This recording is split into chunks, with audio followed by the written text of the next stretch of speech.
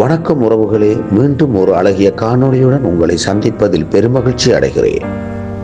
இது சாண்டியாகோ அட்லாண்ட் எனப்படும் மாயா நாகரிகத்தின் உயிரோட்டமான இதயம் பற்றிய காணொளி. சாண்டியாகோ அட்லாண்ட் எனப்படுவது குவாத்தமாலாவின் அட்லாண்ட் ஏரியை சுற்றியுள்ள 11 கிராமங்களில் மிக பெரியதும் மிக பழமையானதும் கலாச்சார ரீதியாக மிகவும் முக்கியத்துவம் வாய்ந்ததுமான ஒரு நகரமாகும். நான் இப்போது இங்குதான் வந்திருக்கிறேன். இது 1000 ஆண்டுகளாக தொடரும் மாயா நாகரிகத்தின் உயிரோட்டமான அருங்காட்சியகமாகும்.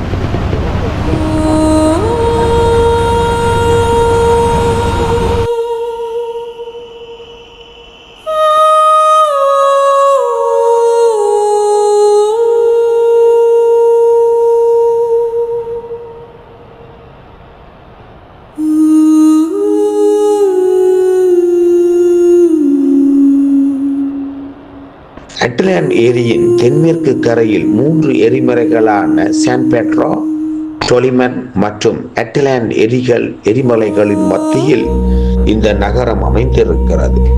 இந்த இயற்கை அமைப்பே உலகின் மிக அழகான ஏரிக்கரை குடியிருப்புகளில் ஒன்றாக இதனை மாற்றி இருக்கிறது. மாயா அரசின் பழைய தலைநகரம் ஸ்பானியர்கள் வருவதற்கு முன்பே சாண்டியாகோ அட்லாண்ட் தான் மாயா அரசின் தலைநகரமாக இருந்திருக்கிறது. அப்போது இதன் பழைய பெயர் சுட்டினாமிட். பல நூற்றாண்டுகளாக இந்த பகுதி அரசியல், வர்த்தகம் மற்றும் மத வாழ்வின் முக்கிய மையமாக விளங்கி இருக்கிறது.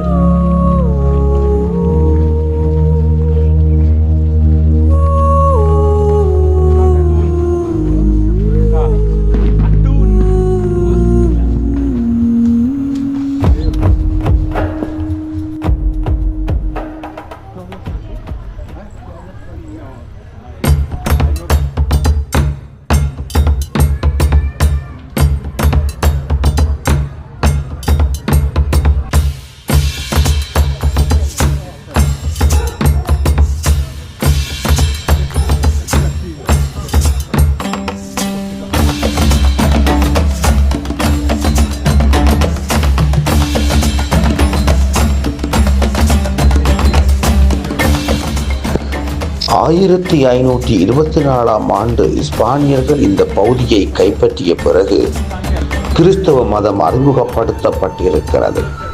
ஆனால் மாயா மக்கள் தங்கள் பாரம்பரிய நம்பிக்கைகளையும் புதிய மதத்தையும் இணைத்து ஒரு தனித்துவமான ஆன்மீக மரபை உருவாக்கியிருக்கிறார்கள்.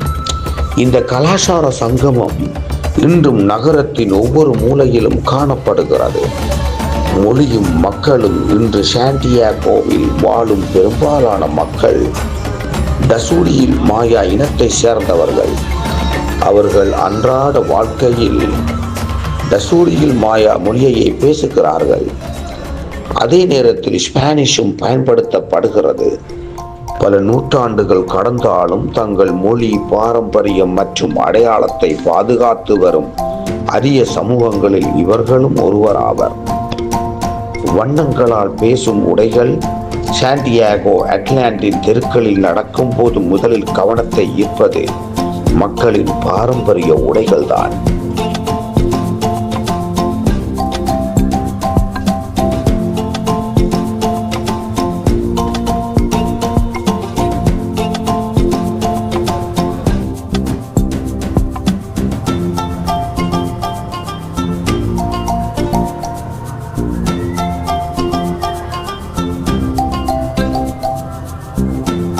பெண்கள் அணியும் அழகில் கியூபில் ஆடைகள் கையால் நெய்யப்பட்ட வண்ணமயமான வடிவங்களால் அலங்கரிக்கப்படுகின்றன. ஆண்கள் அணியும் வண்ண கோடுகள் கொண்ட குறுகிய கால் சட்டைகள் மற்றும் பாரம்பரிய சட்டைகளும் உலக புகழ் பெற்றவை. இந்த ஆடைகள் ஒவ்வொரு குடும்பத்தின், சமூகத்தின் மற்றும் மாயா மரபின் அடையாளங்களாக விளங்குகின்றன.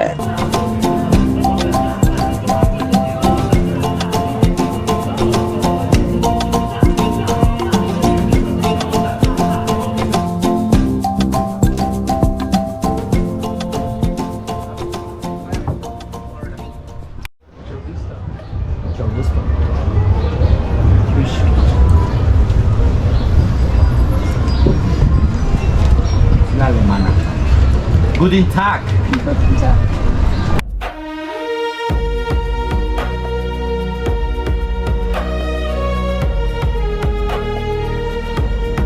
சாண்டியாகோ அட்லாண்டின் மிகவும் வித்தியாசமான ஆன்மீக அடையாளம் மேக்சிமோன் அல்லது ஜான்சிமோன் என்று சொல்கிறார்கள். இவர் கிறிஸ்தவ புனிதர் அல்ல, முழுமையான மாயா கடவுளும் அல்ல. இரண்டு மரபுகளும் இணைந்து உருவான ஒரு தனித்துவமான ஆன்மீக உருவமாகும். மரத்தில் செதுக்கப்பட்ட இந்த உருவத்திற்கு மக்கள் சிகரெட், மதுபானம், மலர்கள் மற்றும் மெழுகுவர்த்திகளை காணிக்கையாக செலுத்துகின்றார்கள். ஆண்டுதோறும் மேக்சிமோன் வெவ்வேறு குடும்பங்களின் இல்லங்களில் பாதுகாக்கப்படுவது இங்குள்ள பல நூற்றாண்டு பழமையான பாரம்பரியமாகும். உலகில் இதுபோன்ற வழிபாட்டு மரபுகள் மிகவும் அரிதாகும். இவரை மாயன் தெய்வங்களோடு ஸ்பானிய படையெடுப்பாளர்கள் மற்றும் பைபிள் கதாபாத்திரங்களின் கலவையாக கருதுகிறார்கள். அவர் ஒரு மரச்சிலையாக அமர்ந்து மதுவை காணிக்கையாக ஏற்றுக்கொள்கிறார். இவரை ஆரோக்கியம், செல்வம், பாதுகாப்பு மற்றும் நரபலிக்குரிய விஷயங்களுக்கும் வழிபடுகிறார்கள். ஒவ்வொரு வருடமும் இந்த சிலையானது ஒரு புதிய குடும்பத்தின் வீட்டில் பாதுகாக்கப்படுகிறது. மேக்சிமோனின் தோற்றம் அவர் இருக்கும் ஊரை பொறுத்து மாறுபடும். சில இடங்களில் அவருக்கு கருப்பு தொப்பியும் வண்ணமயமான பட்டு சால்வைகளும் அணிவிக்கிறார்கள். அவரது மர உதடுகளின் ஒரு துளை இருக்கும். அதில் எரியும் சிகரெட் நிரந்தரமாக அமைந்திருக்கும். அவர் தந்திரசாலி மற்றும் குணப்படுத்துபவர் என்ற இருவிதமான குணங்களை கொண்டவர் என்பதால் அவரை பற்றி பல சுவாரஸ்யமான கதைகள் உலாவுகின்றன.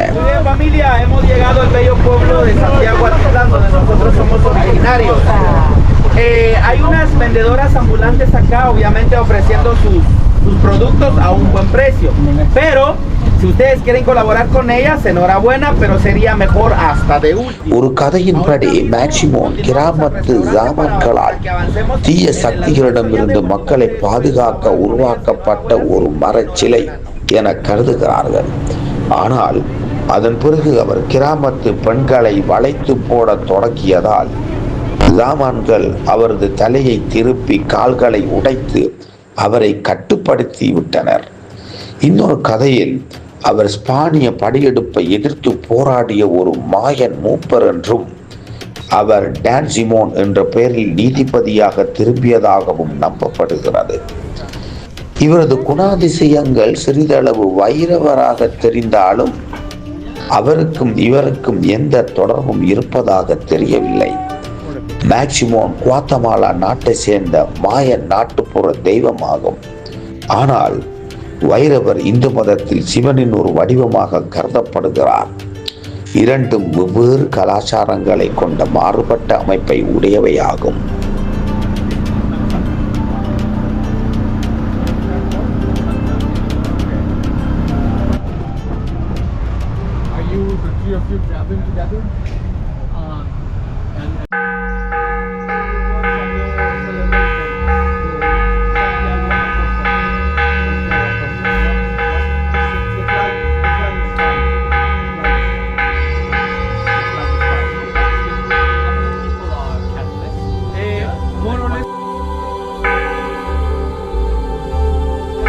இங்கு வாழும் பெரும்பாலான மக்கள் 1000 ஆண்டுகளுக்கு மேலான பாரம்பரியத்தை கொண்ட ஸ்டூடியோவில் மாயா இனத்தை சேர்ந்தவர்கள்.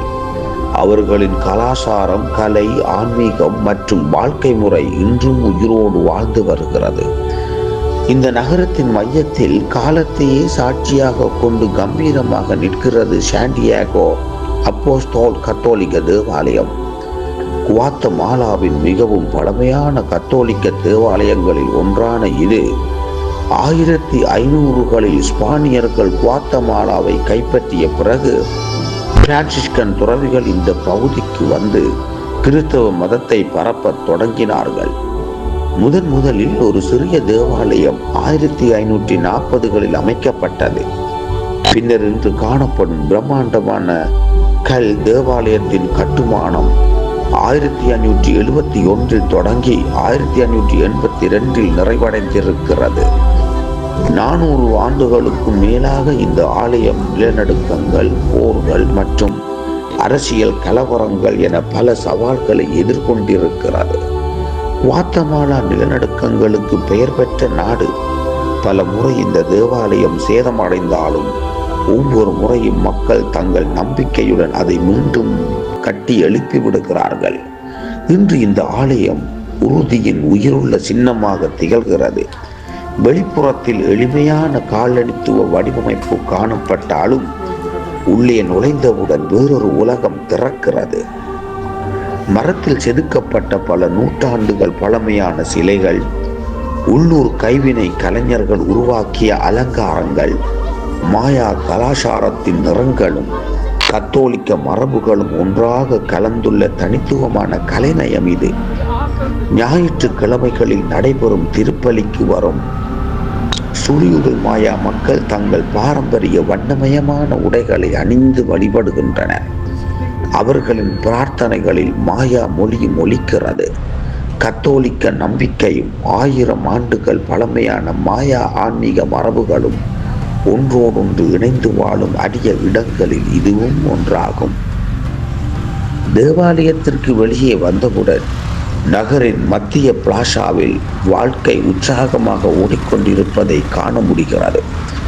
வண்ணமயமான சந்தைகள், கைத்தறி நெசவு பொருட்கள், மாயா பெண்களின் பாரம்பரிய உடைகள், உள்ளூர் இசை விழா காலங்களில் வான வேடிக்கைகள், ஊர்வலங்கள், நடனங்கள் இவை அனைத்தும் இந்த தேவாலயத்தை வெறும் வழிபாட்டு தலமாக மாத்திரமன்றி Santiago அட்லானின் இதயமாகவும் மாற்றிவிடுகின்றன.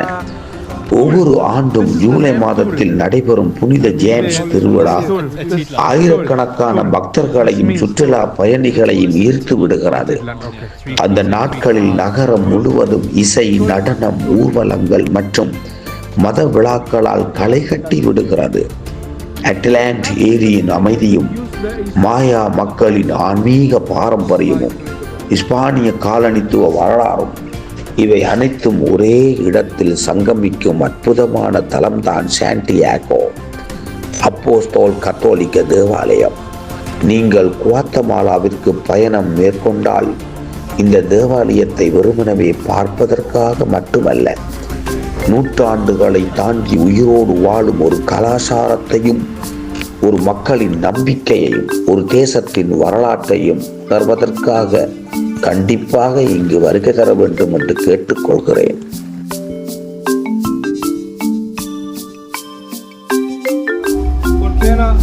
San Pedro, 3,020 meters. 11,500, okay. In Colorado we got volcano. One? No. Volcano is Atitlan. Taliman is San Pedro. This is San Pedro. So this is the highest here. This volcano.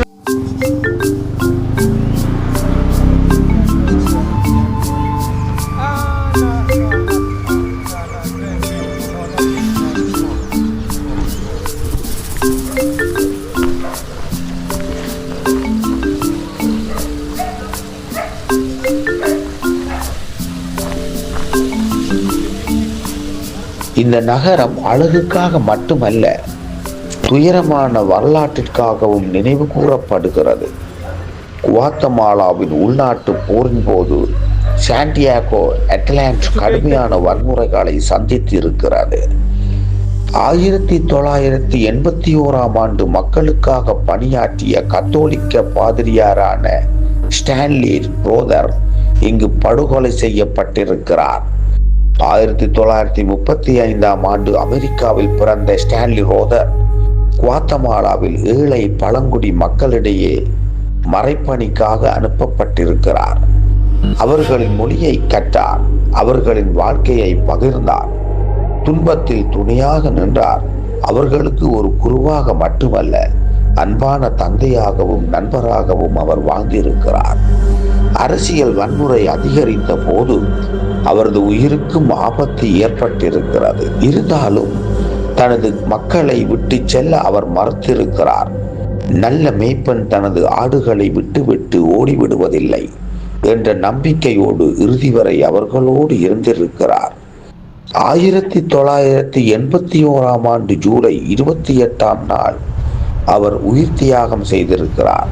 Stanley ரோதரின் வாழ்க்கை நமக்கு சொல்லும் செய்தி என்னவென்றால், உண்மையான அன்பு என்பது வார்த்தைகளால் மட்டுமல்ல, தியாகத்தாலும் பேசப்படுவது என்பதுதான். He did the same thing a little while ago and I was wondering.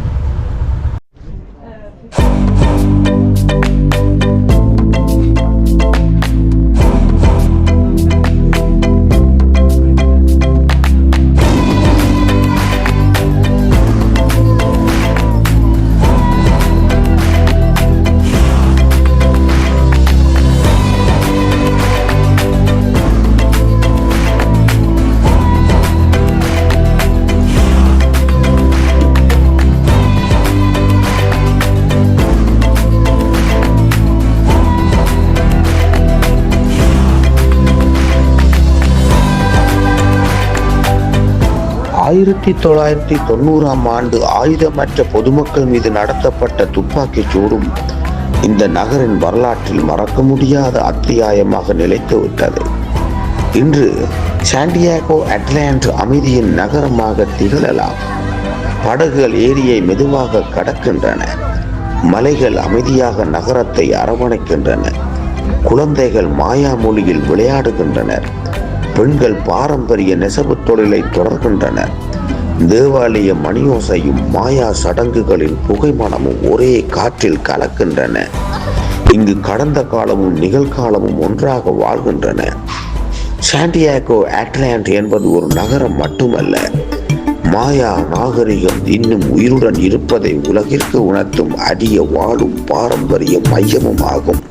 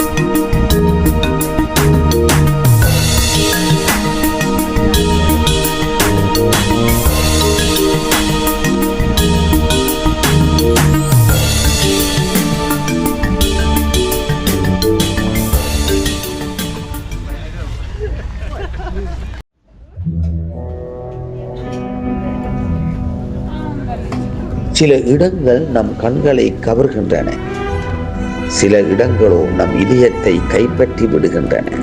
குவாத்தமாலாவின் Santiago அட்லாண்ட் அப்படிப்பட்ட ஒரு மண். ஒரு சுற்றுலா பயணியாக வந்தேன், ஆனால் இந்த மண்ணை விட்டு திரும்பி செல்லும் வேளையில் ஒரு சொந்த ஊரை விட்டு பிரியும் மனநிலையோடு நிற்கிறேன். அட்லாண்ட் ஏரியின் அமைதியும் மலைகளின் மௌனமும் எளிமையான மக்களின் அன்பும் இங்குள்ள ஒவ்வொரு கணமும் என் இதயத்தை அழியாத நினைவுகளாக பதிந்து விட்டன. இந்த மண்ணில் வாழ்ந்து இந்த மக்களுக்காக உயிரையே அர்ப்பணித்த ஸ்டான்லி ரோதரின் நினைவு இந்த பயணத்திற்கு இன்னும் ஆழமான அர்த்தத்தை அளித்து விடுகிறது. இன்று இந்த ஊரை விட்டு நான் பிரிந்து போகலாம், ஆனால் என் கால்கள் மட்டும்தான் இங்கிருந்து புறப்படுகின்றன. என் மனம் இன்னும் இந்த மண்ணிலேயே தங்கியிருக்கிறது. விடைபெறுகின்றேன். சாண்டியாகோ அட்லாண்ட். மீண்டும் சந்திப்போம் என்ற நம்பிக்கையுடன். இதுவரையும் இக்காணொளியில் என்னுடன் இணைந்து கொண்டமைக்கு நன்றி நேயர்களே. மீண்டும் ஒரு அழகிய காணொளியுடன் உங்களை சந்திக்கும் வரை அன்பு வணக்கம் கூறி விடைபெற்றுக் கொள்கின்றேன். நன்றி, வணக்கம்.